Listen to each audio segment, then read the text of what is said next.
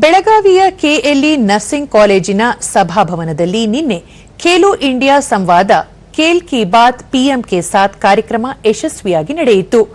ಈ ವೇಳೆ ಕ್ರೀಡಾಪಟುಗಳಾದ ಇಸಾ ಪಾಟೀಲ, ಭೂಷಣ್, ಜಿಲ್ಲಾ ಯುವಜನ ಸೇವಾ ಇಲಾಖೆ ಅಧಿಕಾರಿ ಸಂಗ್ರಾಮ ಸಾವಂತ್ ಸೇರಿದಂತೆ ಅಧಿಕಾರಿಗಳು, ವಿದ್ಯಾರ್ಥಿಗಳು ಪಾಲ್ಗೊಂಡಿದ್ದರು.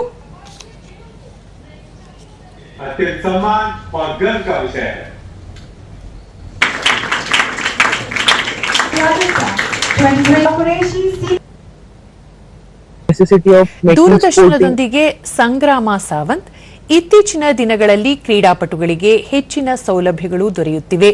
ಯುವಜನತೆಯಲ್ಲಿ ಕ್ರೀಡಾ ಮನೋಭಾವ ಬೆಳೆಸಲು ಇಂತಹ ಸಂವಾದಗಳು ಸಹಕಾರಿ ಎಂದರು.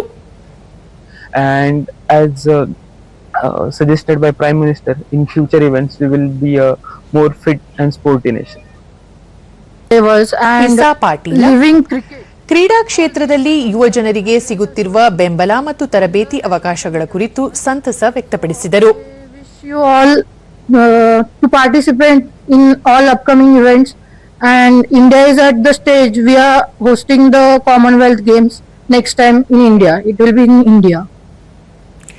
ವಿದ್ಯಾರ್ಥಿನಿ ಇಸ್ಕಾನ್ ಪ್ರಧಾನಿ ನರೇಂದ್ರ ಮೋದಿಯವರ ವರ್ಚುವಲ್ ಸಂವಾದ ಕಾರ್ಯಕ್ರಮದಲ್ಲಿ ಭಾಗವಹಿಸಿದ್ದು ಹೊಸ ಉತ್ಸಾಹ ತಂದಿದೆ ಎಂದರು.